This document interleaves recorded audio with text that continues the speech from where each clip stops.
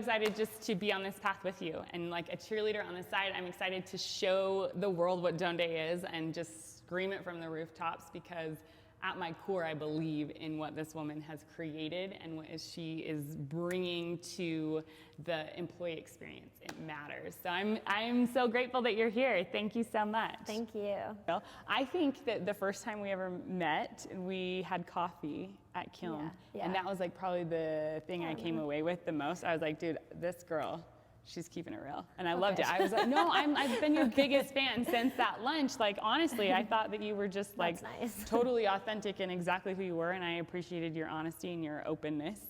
You were just starting Donde then? Yeah, I want to say it was like spring 2020.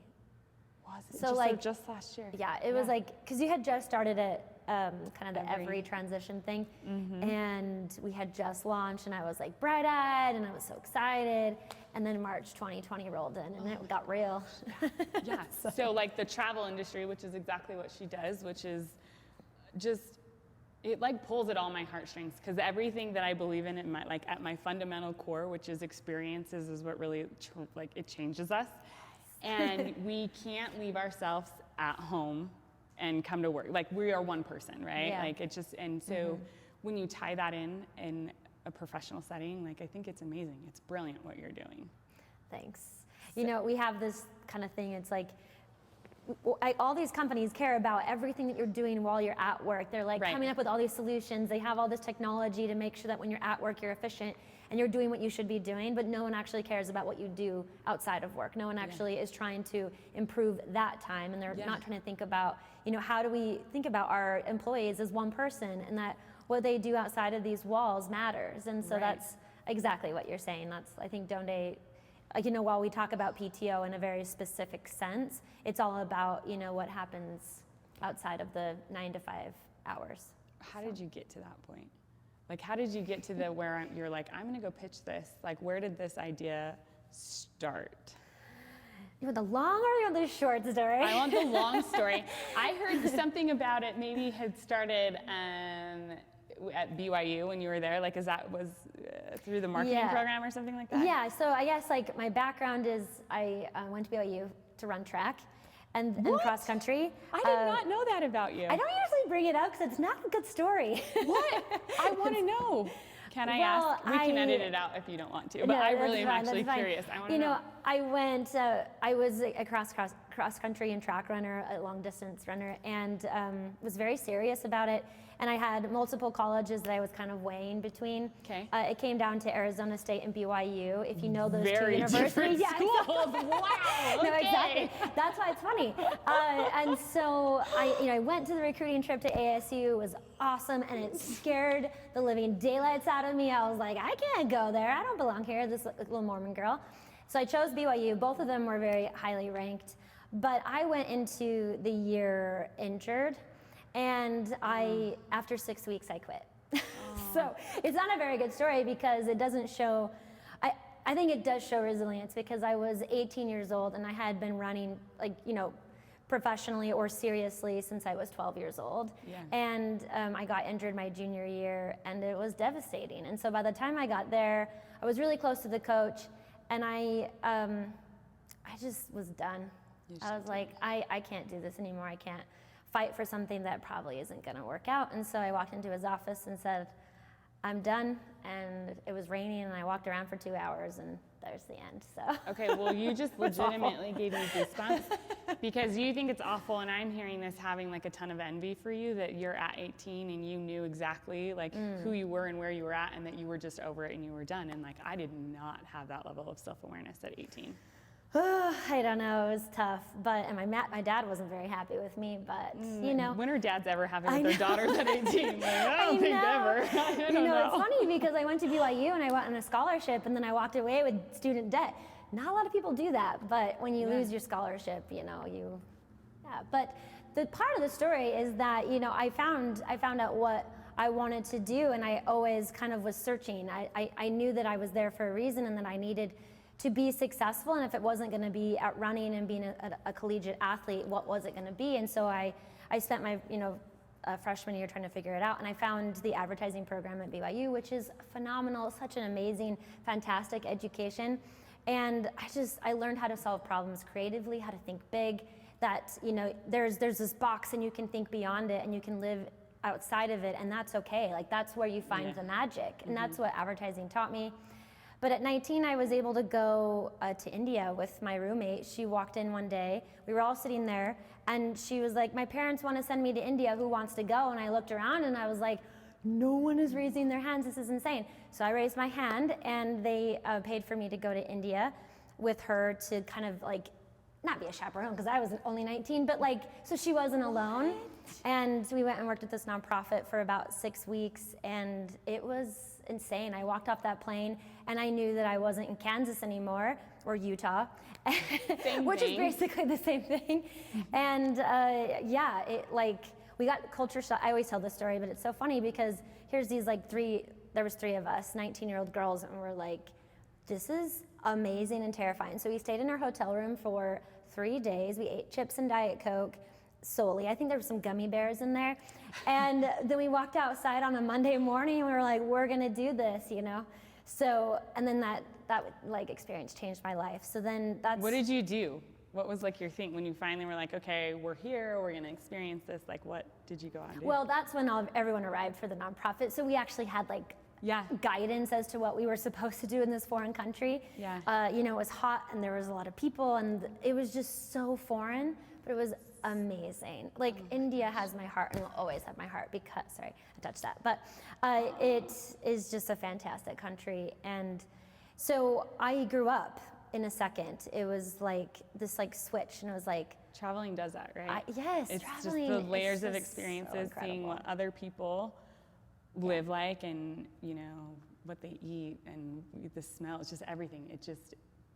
You grow up. Yeah. Like, absolutely. It's like this immersion into something so different and yet so beautiful that you all of a sudden realize what empathy is like, because you've mingled among people that think and act differently than you, and it's wonderful. So I had that early on, and then I spent the rest of my undergrad traveling every summer as much as I possibly could. I was like, I've got to get out of here. And so even though I finished advertising, I did the creative program. I was a copywriter. You might see that in Donde because there's a lot of like quippy lines, you know. There is. I love her marketing. It's amazing. I do love it. It's amazing. Yeah, I think it's so cool. It's fun, you know. That's the fun. That's the creative side of me. Like my career took a non-creative kind of linear course after that, but there's a creative inside of me, and that will always be true, and it will kind of live inside of Donde forever. Mm-hmm. Hopefully. It will. Look at what you're wearing. Like, your whole thing is just like creative and outside of the box, and I love it, and it's like perfectly Rilee, and so that's not gonna go away with Donde. I used to have pink hair and I lost it. Oh, I'm not as cool as I used to be. Oh no, those shoes make you pretty. Shoes make you pretty cool. Good. I'm now so standard. But so this is the real long story. And so when I was like, I want to do advertising, but then I was like, no, I don't. I want to go and change the world. I want to be a part of it. And so I traveled a lot. I did some work, and I had this professor that said, you know, if you want to make any sort of difference in the world, you have to have skills that actually provide some value. So I was like, how am I going to get skills? And I did a master's in sociology at BYU. So I was at BYU for a very long time, and almost too long. And I worked with nonprofits evaluating their work. So I went and we did research, we identified their needs, worked with the people, like nonprofits that were kind of there to help. What kind of nonprofits? So anyone that's really involved in poverty alleviation. So there's a wide variety of nonprofits that kind of work in that realm. Often economic development, those that are trying to build up skills and working with maybe impoverished communities that don't have access to other resources, right? So trying to identify, like, what are their skills? What can they do? What do they want? Instead of kind of coming in from a top-down approach. So it was more of like a bottom-up, trying to figure out how do we actually help here and not like cause harm. That's the difference. And so I did what's called evaluation in development work. And so I got the like bug of travel and exploration. But then when I got done with my master's, it's funny being here and doing this, I was on a film shoot with my husband because he's in advertising, that's where we met. and they didn't have their actors. They didn't show up. And so they're like, hey, do you want to do this? And I was like, sure. And so by the end of the film shoot, the film company said, do you want to come work for us as a producer? And I said, let's do it. So I worked for this film company here in Salt Lake for about 9 months, and then Pluralsight was our customer. And so I was on shoot there one day, and they said, do you want to come work for us instead? So I was like, great, I'm going to go work for this tech company. And it was amazing. I learned so much from they were in a really interesting place at that time. They were growing, they were rebranding, and so I was able to be there kind of on the early days, but in the growth phase. So it was awesome. I learned so much, met amazing people. And then I had a baby. So I was fully intending to go back after my maternity leave, but then an ad agency here locally called up and they said, I knew them from my husband, and they're like, hey, do you want to come be a project manager? And I was like, I love change, let's do it. So I worked for the ad agency for about 5 years, and that's where Donde was kind of started. I was a project manager. I was working there, all the analytical side of it, very like, how do you get things done and how do you execute? Right. And just at the bottom of my heart, I knew that I wanted to do something that meant more, that mattered. And so my husband and I had a conversation, and we said, how do we do something meaningful? How do I take the skills that I built and try to build something that matters to people and can create change? And so he asked me, what has changed you the most? And I said, travel. And so we were like, how do we build a company that can make travel more accessible? Yeah. How do we make my experiences more widely available? I was able to travel all throughout my undergrad and master's program, and so we said, let's build a company that creates awesome experiences, invites people to come on, and changes their life. And when we were going to start in Jordan in the Middle East, because I've spent a lot of time in the Middle East. And when we asked people, said, hey, this is the trip that we're building, this is the itinerary, who wants to come? And everyone's like, I want to come. And when they saw how much it cost, they realized they couldn't afford it, and they couldn't get time off. Yeah. So I said, okay, instead of building experiences, I'm going to go solve that problem. I'm going to make it more affordable and help you get time off. So that's where Donde was born. I love it. And before, I want to dive into Donde and everything, but I want to tell you, I didn't know that your husband was involved and that you guys kind of did this together. Yeah. And I think a lot of people probably wouldn't know Josh, who is my fiance, those late night conversations, where you guys just come together and kind of, miracles are kind of made. That doesn't sound right? Miracles are made with, when I'm talking about husbands, they're going to think I'm talking about babies. That's so bad. Miracles but are you know made what too. I mean? It's I think that's so cool. I had no idea that you guys were such a part of it, because Josh is such a part of everything that I do behind. You can't come and show up if you don't have that support behind you that's you got this, you can do it, cheering you on. So I think that's super rad. Yeah, we're weird. Donde, I feel from the very beginning, we've just done things a little slightly aside from normal. Yeah. And one of them is starting it with my husband. But, it makes complete sense. We gave him the CXO title, so he's over experience. And for me, if someone gets into Donde and they don't have an incredible experience from the moment that they interact with us, from the moment they're booking, going on a trip and coming back and talking about the trip, experience is so crucial for the success of Donde. And so for me, it was a no-brainer. Yeah. We have to have somebody that's dedicated to that. So, yeah. Oh, I love that. I'm speaking with Andrew Pecker from Lucid Press. We're chatting this afternoon about customer success, and it's everything, right? If you do not have a great experience, then everything else starts to trickle. And I think HR and CS are just they are hand in hand. Yes. So I love that thought process and what you're creating there, and that's his main focus. Yeah, I like it too. And then we also have 2 other co-founders, so we have 4 of us, which is, everyone thinks is crazy, but I love it. I think from the beginning, to me, the most important thing is that Donde as a concept, as what it can do in the world, is successful. I care about that. And so I was this dream has to come true, and I need help. I can't do this alone. This is not about me. It's not about what I want to do. It's about what we can do together. Yeah. So I brought on the people that I thought was necessary, and Well, you're doing great things. So let's talk the technical side of it. So what I love is that what you're doing with Donde is tying the experiences. We all know that experiences like kind of bring us all together.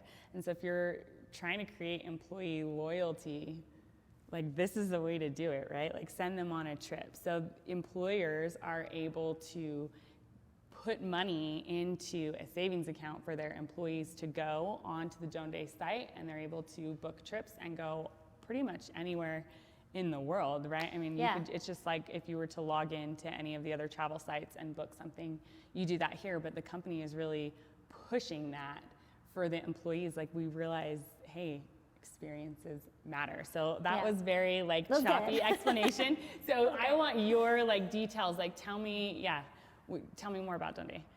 Where's that now? And so we want to make PTO more effective, and the way that we do that is through travel, by making travel more accessible, because people want experiences more than things. That is proven all over research. As we talk, you'll see like the academic in me comes out. So I researched Donde and like the problem and solution for like 2 years.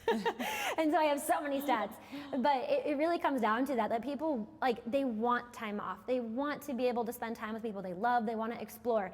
And then they really just want experiences, right? And so how do we make that more accessible? It really came down to reducing the cost, reducing the stress that goes into planning, and also just making the booking process more consolidated and seamless so that travel can be booked, that it can be done, and that people can go and take their time off. So that's what we did. It's not so daunting, because it can be if you're thinking like, I want to go to the Middle East or I want to go wherever in the world. It's a lot. And then, you know, if you forget one little step and you're on the other side of the country, or other side of the world.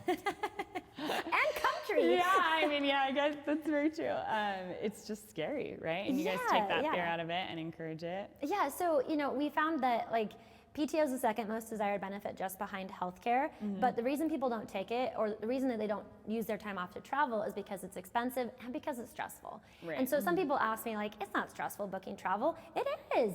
Not everybody knows how to do it. Like we're not like these like project managers in travel. We don't have these like, you know, like really great files and this process that we follow to book travel. People don't know how to do it because it requires you to step outside of your box, to step outside of your routine and put yourself somewhere that's new and to have this adventure. And so we really said, how do we make PTO effective? It's by reducing stress and making it possible.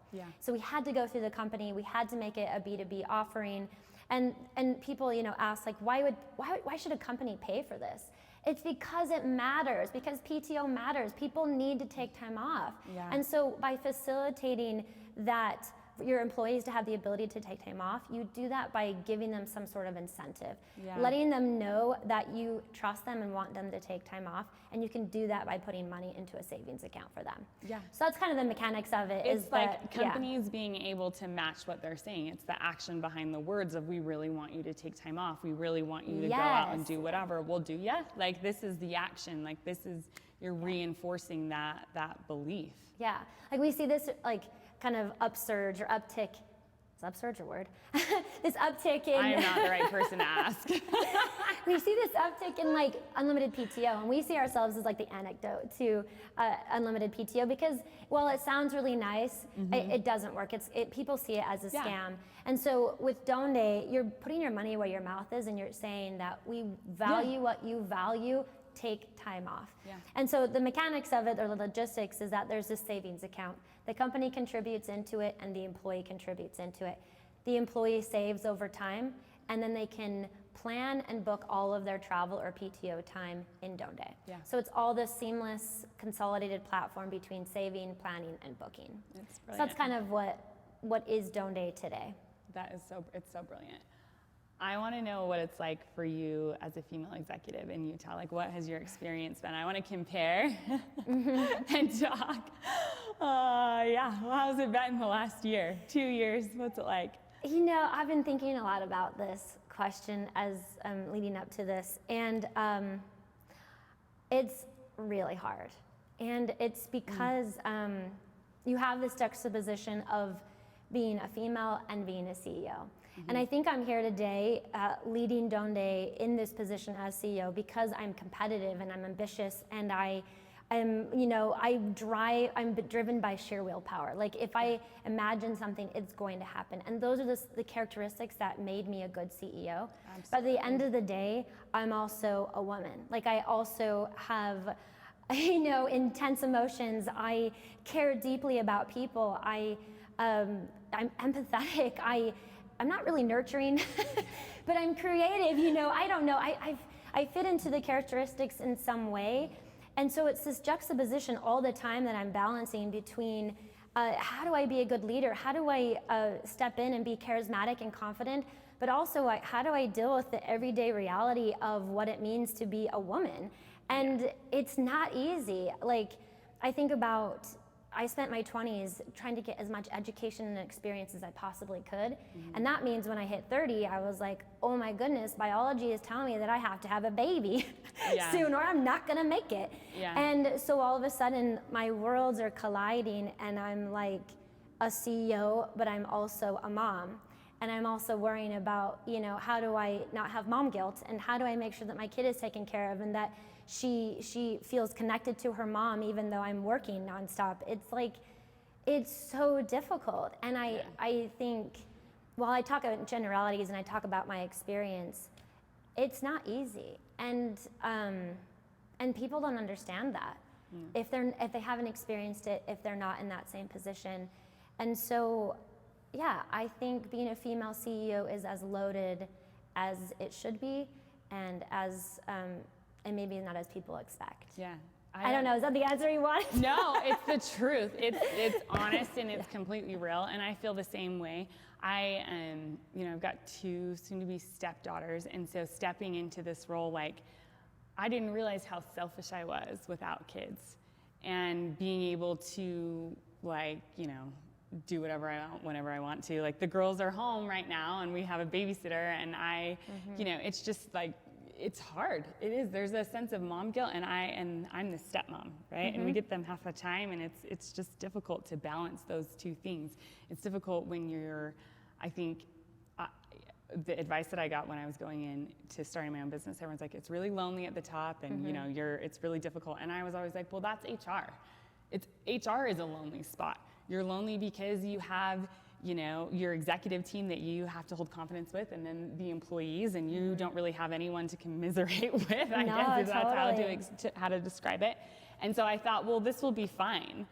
No, it's hard as hell. Mm-hmm. It is hard as hell and then when you start having people that work for you, and you are like, okay, it's up to me today. What I do today is going to affect if Mickey or Laura or Izzy can do X, Y, and Z. If Mickey can get the flowers for her wedding, or if Izzy can go to college, or these decisions really impact other people, and then you have no one to bounce it off of, right?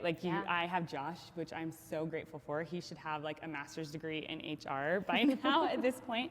But at the end of the day, it's just me to make those choices, and it weighs on me it weighs on me so heavily. Yeah. And so I would say that's true. It's lonely at the top, and it's lonely being all the things. I think about, I'm at the top of this company, and I'm trying to make it grow, and I'm trying to build it. And even though I have 4 co-founders, at the end of the day, it's me, it's on my shoulders. Yeah. And then also I've got this family that, thank goodness, I have an amazing husband who's also my co-founder. Yeah. But it's at the end of the day, it's me. It's me who's the mom. It's me who had to have the kid. It's me who has to have additional kids if we choose. And so, I that saying that is, I feel kind of thrown around among women, is that you don't have to do everything. You don't have to do everything. You don't have to be everything to everybody. And I almost say that's not true. That's not true. Because if you want to be successful in a career, and you also want to be a mom, and you want to fulfill that role, you have to be everything, and you have to do it well. You have to find it. Yeah. And I almost get frustrated when I hear people say that back to me. And I know that they're meaning well, it's okay, Sydney, you don't have to do it all. And I'm like, well, if I don't do it all, then it means I'm giving up on one. Yep. And I don't want to give up on one. I want them all. Yes. So it's we do this to ourselves, but that's just the reality. We can't, true. Yeah, it's our own fault. But you have to do it all. And sometimes I feel like I fail miserably. Last week I totally fell miserably. You're talking about being just, emotions. And one of the things that's the hardest for me is sometimes I don't feel heard in the way that like my counterparts would. And I'll give advice. I'm a consultant, right? So I'll say the same things. I have clients that I've said the same thing to over and over and over again. And then they'll hear it from a male. And then they'll come back to me and be like, Sydney, I have this great idea, and this is what we're gonna do. And you just have to kind of swallow that pride and just, yes, yep, that's what we're gonna do. And, but I feel like I'm constantly fighting to be heard. Yeah. So then when I don't do well and I snap or I get super frustrated, which I have seen men do frequently, like last week I was upset and I was not being heard, and I sent a pretty email that later I was like, okay, if I was a man, I don't think it may have been perceived in the same way. And then I also start thinking I'm gonna be labeled the angry black lady. Yeah. I'm half white, but no one ever sees that. So it's that extra pressure of I can't get mad because then I'm emotional. I can't get mad because then I'm emotional and I'm an angry black woman and I'm illiterate and I don't know what I'm doing and I don't, you know what I'm saying? There's all these pressures from people and you have to, I'm trying to navigate how do I be angry as a CEO, as a female CEO? How do I be upset and express that in a way that is going to be heard and accepted? No, it's true. Yesterday we had this, I think 12-hour meeting. We were all in the office and we were all there. And I have had a really bad week personally. And so I wasn't on top of my game. I just wasn't. And so I acted slightly aggressive. And it was perceived as almost too aggressive. It's whoa, why are you acting that way? And it's because people expect you to show up and to be neutral. Because if you're too emotional, then you're too female. Or if you're too aggressive, well, then you're just a jerk.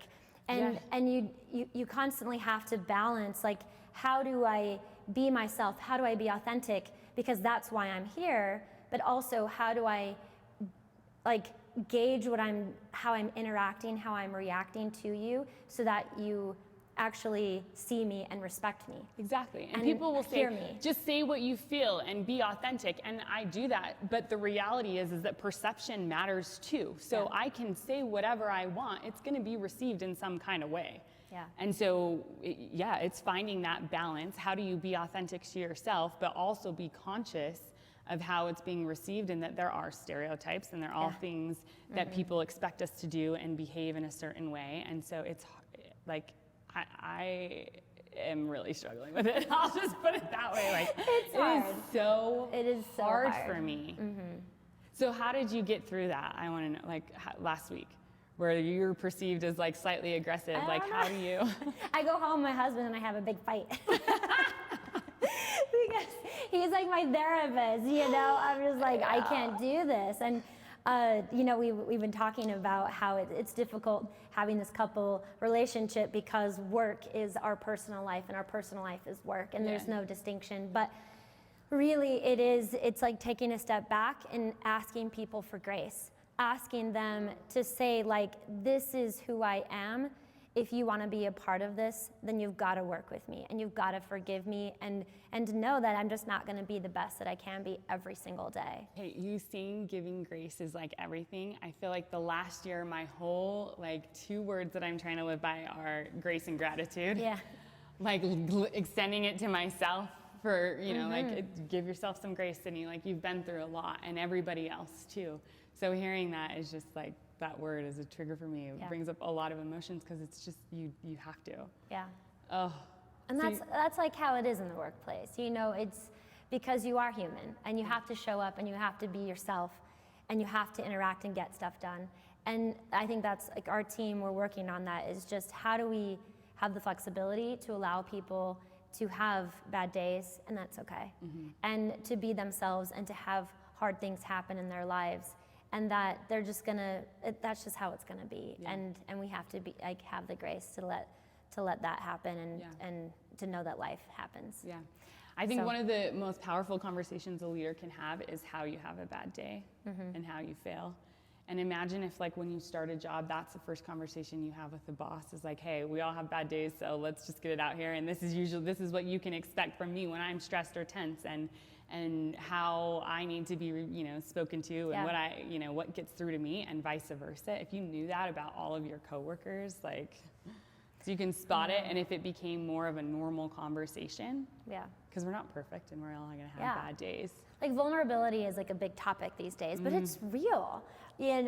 Like I wanted to tell everybody at my job what happened to me this week, but I was afraid because it was personal and it was very female, and so I didn't. But then what I realized is that I needed to show up and I needed to be truthful, and I needed to say, this is what happened. Please understand that I'm an emotional wreck and that I just need your forgiveness and your patience. And I think, so it's that balance of how do you be authentic, how do you be vulnerable, but then how do you also just still show up and work together to get it done. So constantly you're balancing how do you just show up and also be human. Well, I love that. I love that you came here today, and I had no idea that you had a horrible week. And I think that's part of being a female leader is resiliency, and also we have to do it all, so we have to keep moving even when things are really horrible. Right? Like I have gone through some really difficult things in my life, and I would say that most people had no idea, because at the end of the day, like, I have to keep going. But to hear that you went in and you shared is like a lot of wheels are spinning in my head, that like, if I need to be a little bit more vulnerable in those things, that like, because you keep it in, it's gonna come out in some way. Right? So I'm sure that it has in my past, and I'm wondering, like, how much different would it be if I just had opened up and said, hey, these are the things that are happening. What kind of leader would I have been in those situations? Yeah, Probably I think a little bit better. I think so too. Rilee, thank you so much for coming and chatting. And I am sure this is probably, we went deep. We talked about a lot of things, and that's what I love. I love that you came and shared your story, and I love that Donde is just breaking all the molds, and it's allowing people to put their money where their mouths are. And I think that that is so important, and it's so needed, especially as we are reopening and allowed to go and have travel and experience. Your organization is showing up in a way that I think is going to make remarkable memories for people as they're like venturing out of their homes again for the first time. Like, those experiences really matter. So thank you for what you're doing. Thank you for coming here and being so open and honest and sharing your story. Like, you have got a fan in me forever, personally, because I think you're so rad, but from your company too. Like, Mod HR is a fan for life. So I'm so excited to watch you just grow and be all the things you can be. Thank you. I hope we do that too. You are. Thank you. And I am so glad to have this opportunity to talk to you. It's been so fun. Yeah. So thank you. Yeah, thanks.